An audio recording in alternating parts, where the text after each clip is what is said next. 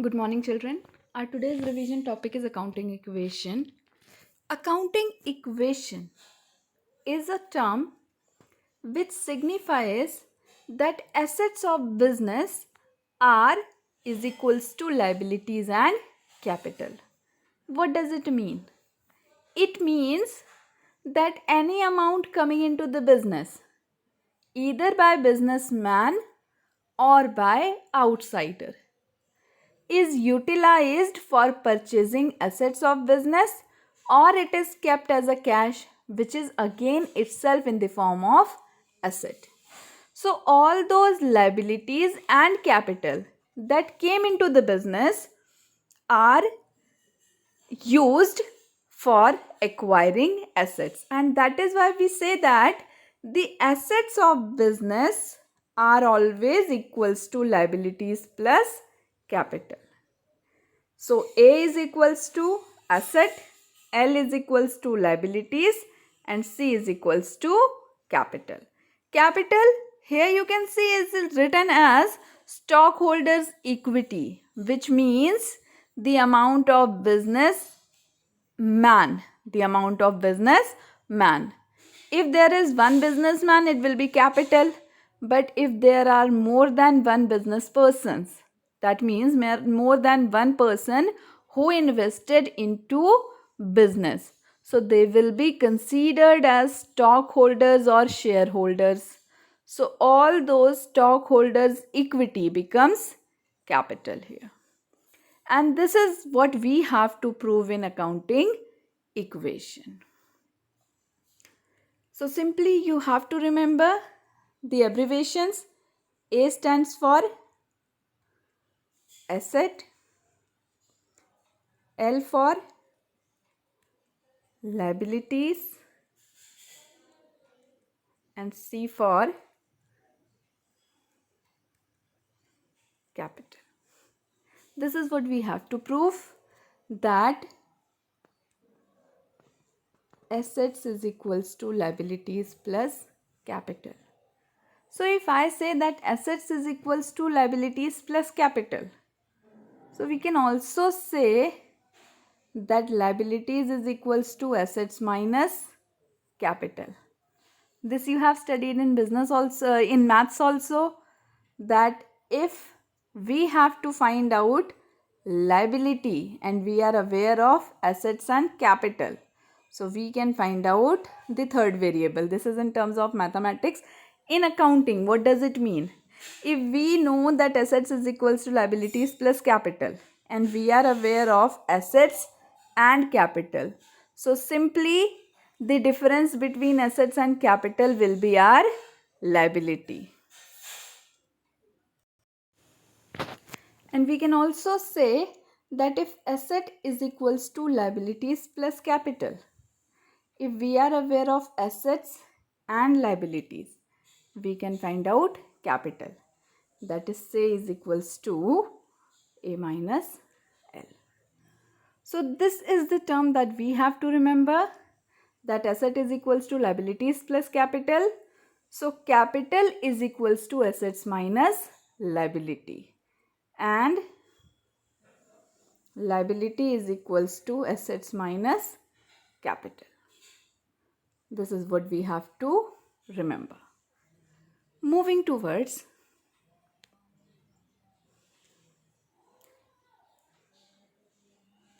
to understand this in more detail, we have studied in very first lectures of ours in the golden rules of accounting that assets of business always have debit balance.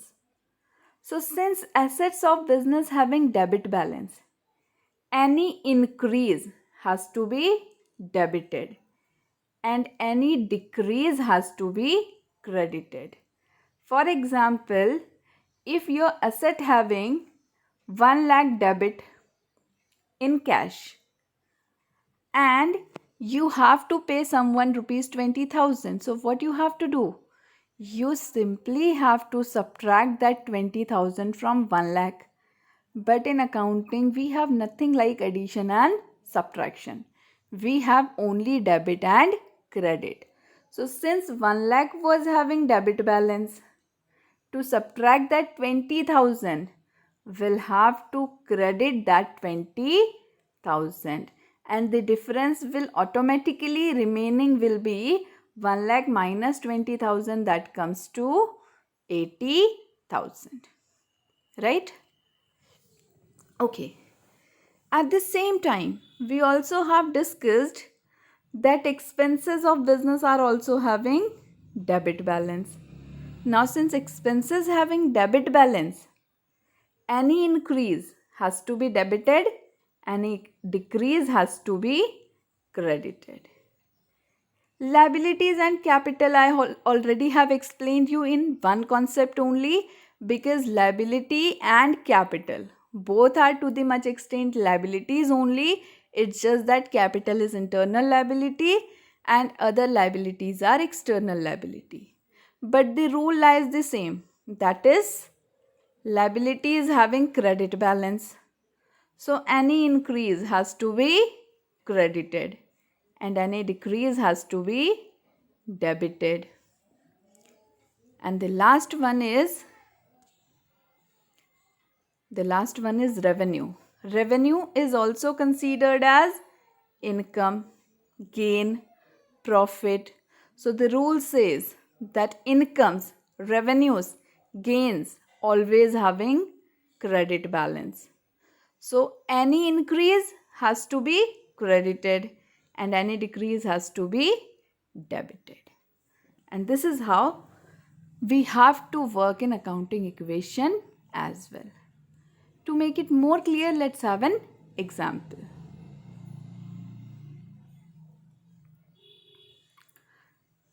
Okay, so for discussing example, come to your page number 51 of your NCERT book.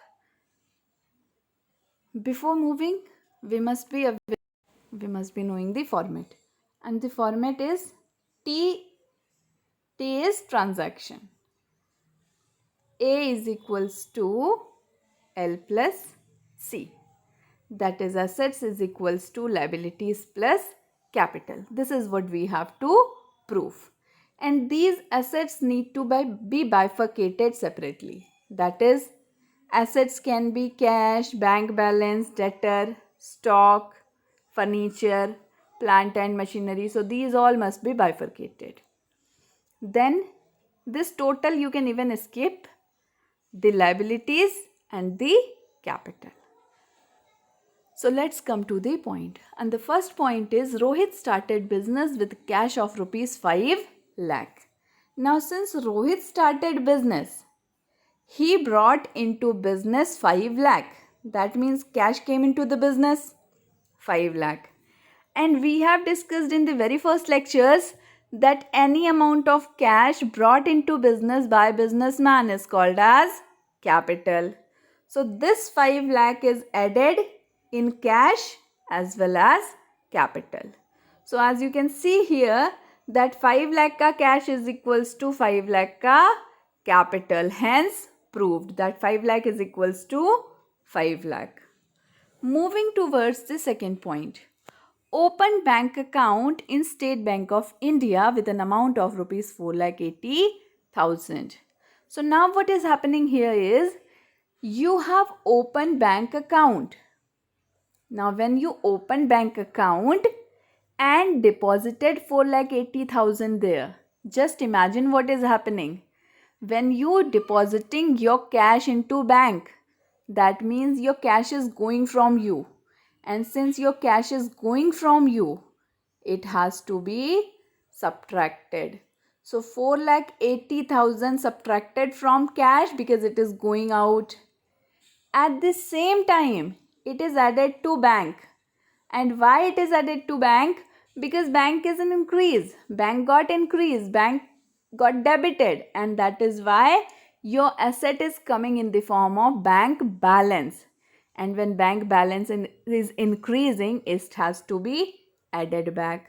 So what basically took place here is cash got subtracted with 4,80,000 and bank got increased with 4,80,000. That means one asset got reduced and the other asset got increased. there will be no effect on the liability side and capital side, because there is only effect in asset only. One asset is increasing and one asset is decreasing. So now the cash which was earlier for 5 lakh, after decreasing 4,80,000, it will remain 20,000. So new equation forming here is cash 20,000. Bank which got increased with 4,80,000. Previously it was 0. So now when added 4,80,000, we have the balance of 4,80,000. The rest of the assets do not have any balance. So 480 plus 20 comes to 5. And in capital side there was no change. So this is also 5. So 5 lakh is equals to 5 lakh, hence proved. The next point is, bought furniture for rupees 60,000 and check was issued. That means we bought furniture. That is asset coming into the business, furniture. So here you can see that we have added it to the furniture. And since we have paid the payment by cash, that means bank need to be subtracted. Why bank need to be subtracted? Because payment is made through bank. So you can see that furniture got increased with 60,000 and bank got decreased with 60,000. Any decrease will write in bracket. So what is happening here is, cash did not have any change, so 20,000 as it is. Bank balance which was previously 4,80,000, after subtracting 60,000, the remaining amount will be 4,20,000. Furniture which was earlier not there, after increasing 60,000 will have only 60,000 ka balance. So 20 plus 420 plus 60, that comes to 5 lakh, which is equals to 5 lakh, because capital side there is no change, and hence proved that our assets is equals to liabilities and capital. The next point that we have is,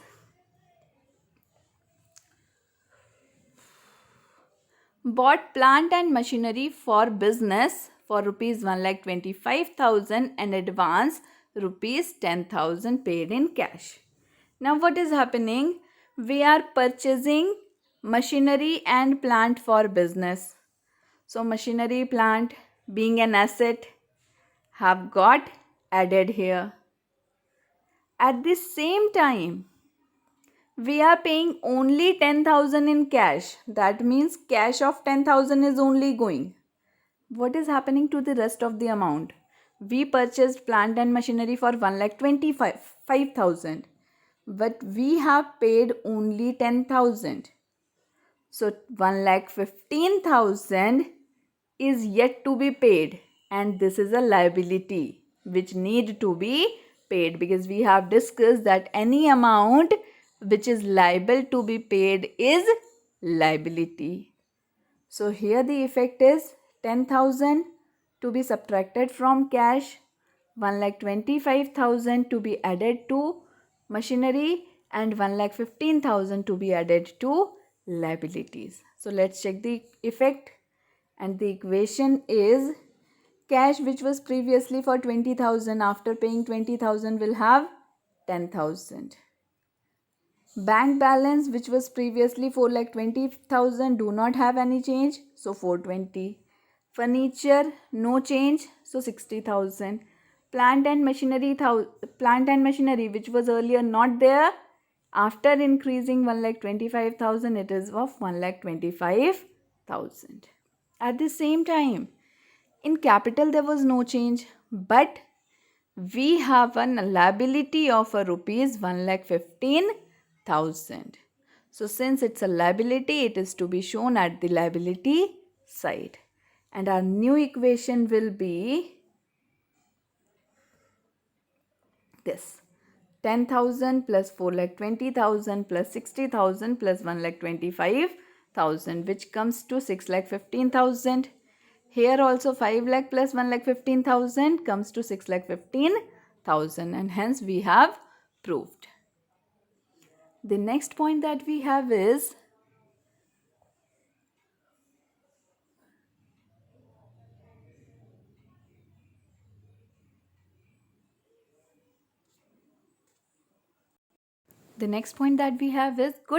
goods purchased from Messrs Sumit Traders for rupees 55,000.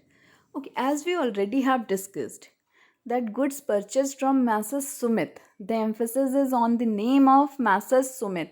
That means the transaction is taking place on credit. That means we have purchased goods from Sumit, but we did not make him any payment yet. So what is to be happened here is, since we purchased goods, stock definitely coming into the business has to be added here. So in the column of stock we have added rupees 55,000 because it is coming into the business. But since we have purchased this from Sumit, we did not make him any payment. So he is a creditor, which is a liability. So 55,000 to be added to stock and 55,000 to be added to liability. And after this, sorry, after this we'll have our new equation. Cash, there is no change, so 10,000. Bank balance, there is no change, so as it is 4,20,000.